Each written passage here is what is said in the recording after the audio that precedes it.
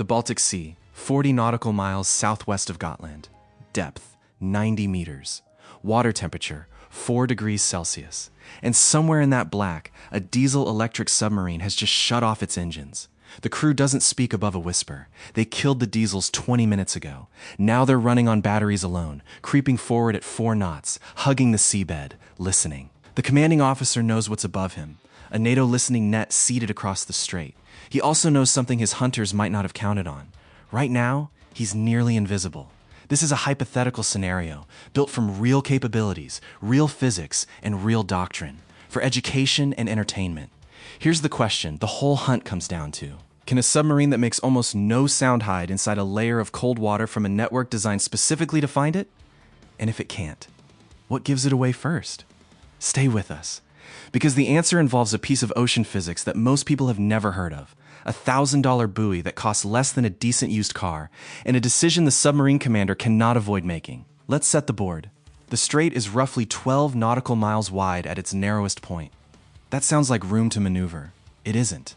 A submarine trying to transit a 12-mile choke point doesn't get to pick its path freely. The bathymetry does it for her. The seabed rises on both flanks. The shipping lanes are charted. The thermocline layers are mapped. NATO has been mapping them for decades. The moment the Kilo-class boat commits to the transit, she's trading the open ocean, where she could be anywhere, for a corridor where she can only be in one of maybe 3 places. The Kilo-class is a serious machine.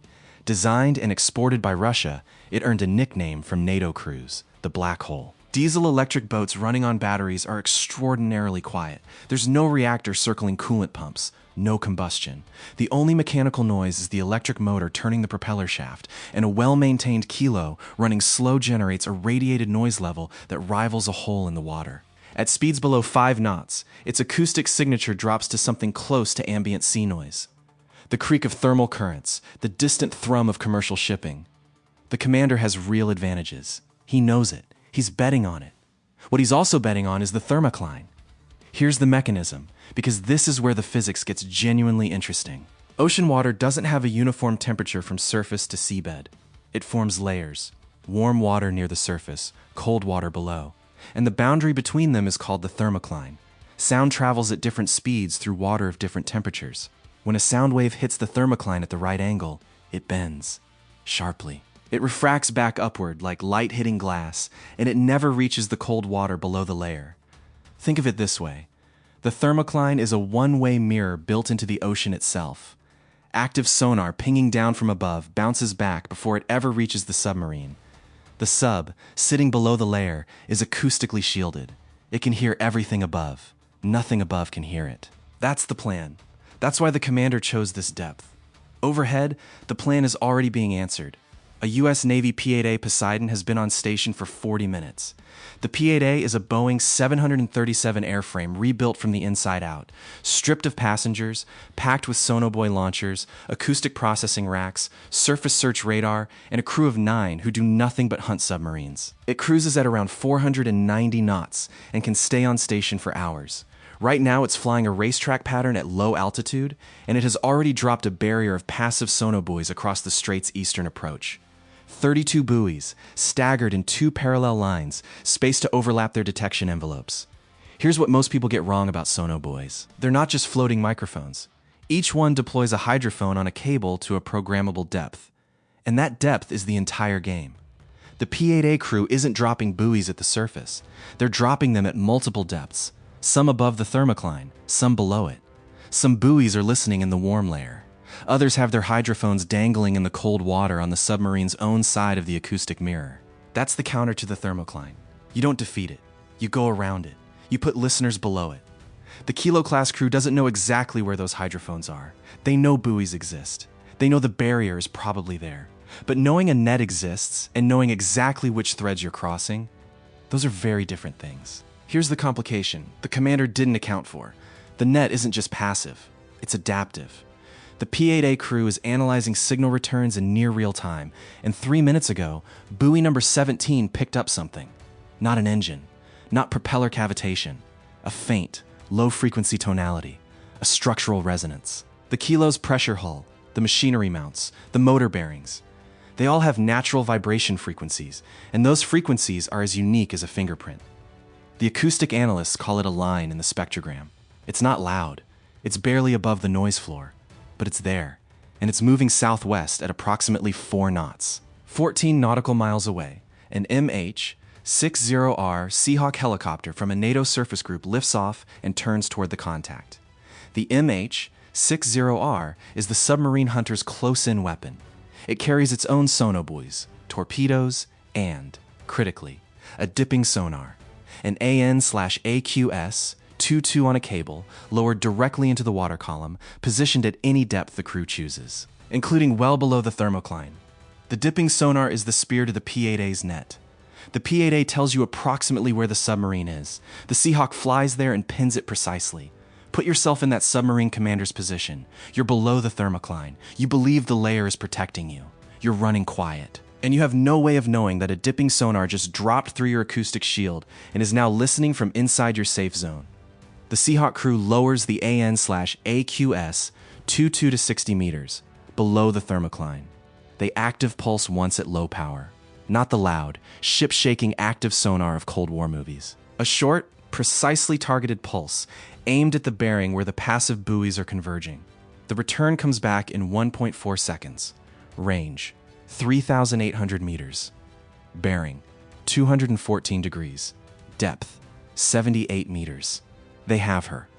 Now the hunt enters its most interesting phase, and the most instructive one. The P-8A crew has a choice that defines everything about modern anti-submarine warfare. They can push the attack. They have a Mark 54 lightweight torpedo aboard that could be in the water in under 90 seconds. At this range, against a located contact, the outcome is not in significant doubt. They don't do that. What's most surprising about this phase isn't the technology, it's the restraint and what's driving it. The most valuable thing on the table right now isn't a sunk submarine. It's the acoustic signature they've been building for the last 40 minutes. The data flowing back from those 32 sonobuoys. Every frequency, every tonality, every resonance is being recorded, compressed, and transmitted to a shore-based processing facility in real time. Acoustic intelligence, AINT in the jargon. Every diesel-electric submarine has a unique voice. The combination of its propeller blade rate, its motor harmonics, its auxiliary machinery. That combination is specific to that boat. Record it once at close range, under multiple operating conditions, and you can identify that submarine the next time it leaves port, in any ocean, in any season. Worth saying plainly what most analysts won't. The real defeat of a submarine in a strait isn't always kinetic. Sometimes it's informational. The commander thinks he ran a risky transit. What actually happened is he handed over his boat's identity card. Here's what this tells us about modern anti-submarine warfare. The kill chain was complete 40 minutes before anyone considered using it. That gap between detection and action is deliberate. It's doctrine. Information first, kinetics only when information isn't enough. The MH-60R comes in low, slowing to a hover 2 nautical miles off the kilo's port quarter. On the acoustic display, the contact is steady, 4 knots, heading unchanged. Then the Seahawk crew does something elegant. A single active sonar ping. Full power, short duration. The kind that travels cleanly through thermoclines, through background noise, and through the hull of a submarine like a knock on a steel door. Not a weapon. An announcement. Inside the kilo, the ping hits like a physical blow. Every crewman knows what it means. A single full-power active ping from close range means one thing. We know exactly where you are. We've been tracking you for some time, and we're choosing to tell you that. Here's the question that matters now, and it's the one that makes this scenario genuinely uncomfortable. What does the commander do? He has battery life for perhaps another 18 hours at current speed. He's 60% through the strait. Does he push forward and try to complete the transit? Or does he reverse course? The calculus runs in only one direction. If he continues forward, the sonobuoy barrier ahead is denser than the one behind. The P-8A reseeded the western approach 11 minutes ago, standard procedure. The Seahawk is already repositioning to stay on his track. And he knows, because every submarine commander knows, that a single active ping at that power level means the Mark 54 could already be in the water. It isn't, but it could be. Going through declassified ASW doctrine from the Cold War, one detail keeps coming back. The use of a deliberate active ping as a shepherding technique. Not to attack, but to communicate. The ping says, in a language that needs no translation and no encryption, turn around, now. The obstacle the commander faces isn't technological, it's geometric. He committed to a strait. The strait gave him a predictable path. That predictable path let a sonobuoy grid be optimized specifically for him. The thermocline that was supposed to protect him was defeated not by breaking the physics, but by going around it. Buoys below, dipping sonar below, listeners on his own side of the wall. And there's one more thing he can't escape. He has to breathe. A diesel-electric submarine on batteries is not a nuclear boat. It cannot stay submerged indefinitely. The Kilo class, running at 4 knots on a full battery charge, has endurance of roughly 3 to 4 days before the batteries need recharging. To recharge, it must snorkel, raise a mast to the surface, draw air, run the diesels. And a snorkeling Kilo is not the black hole anymore. A snorkeling diesel submarine generates a thermal plume, an exhaust signature, a radar return from the raised mast, and, most importantly, a dramatic acoustic change that the sonobuoy net would catch in seconds. The diesel signature of a Kilo snorkeling has been measured at detection ranges more than 10 times the range of its submerged battery signature. The submarine that was nearly invisible becomes something the P-8A can localize from 15 nautical miles away. Committing to a long transit means eventually having to snorkel.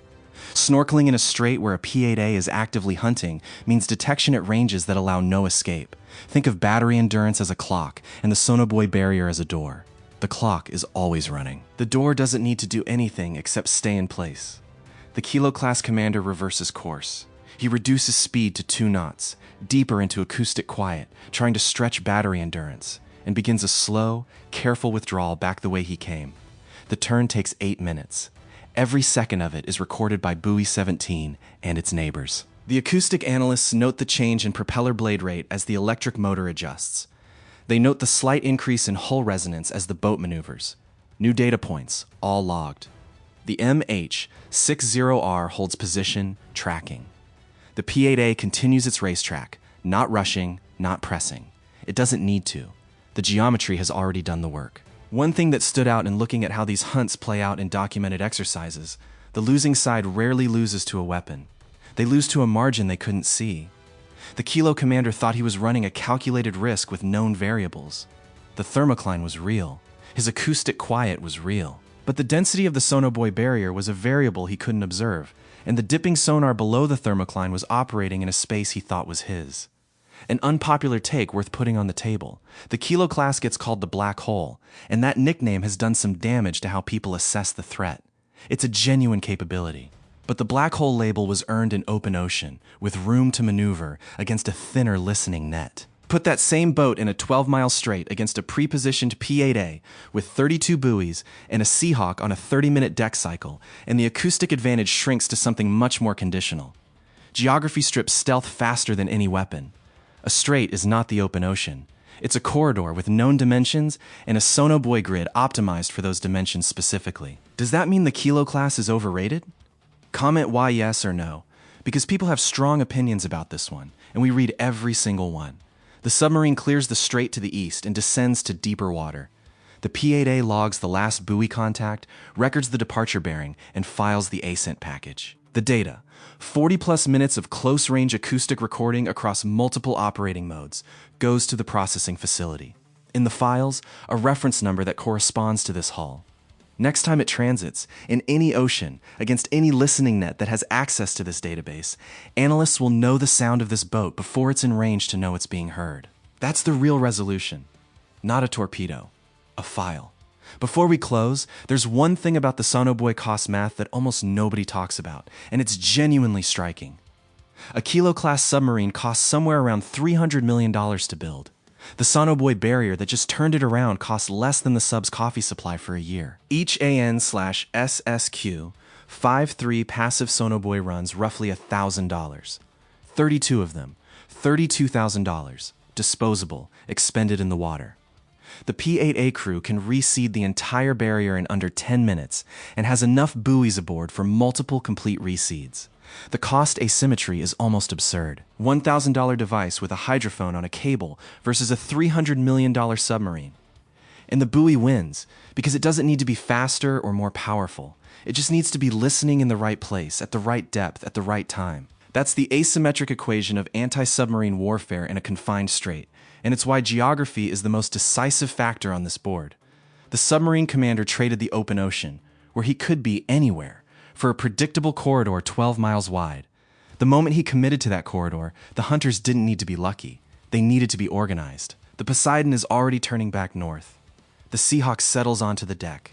The sonobuoys transmit their last data and go quiet, sinking in 3 hours as designed. The strait is clear.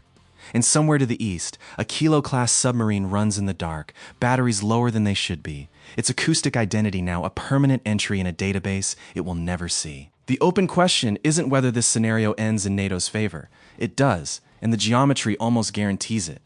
The question without a clean answer is what a commander does when he has no choice but to transit, when the mission requires it, when the risk is acceptable at command level, even if it isn't at the boat level. At that point, the hunt gets harder, the math gets tighter, and the outcome depends on margins that shift with weather, with thermocline depth, with battery state and crew training, and the exact position of buoy 17. Next time, we're looking at what happens when the submarine doesn't run, when it stays in position near a NATO data cable on the seabed and waits. That scenario is slower, quieter, and in some ways more unsettling than anything that happened here. If that sounds like something you need to understand, subscribe and you won't miss it. If you want more breakdowns like this one, how real systems actually work, not just what they're called, hit subscribe and drop a 1 in the comments. One comment, one vote for the next breakdown. We read them all.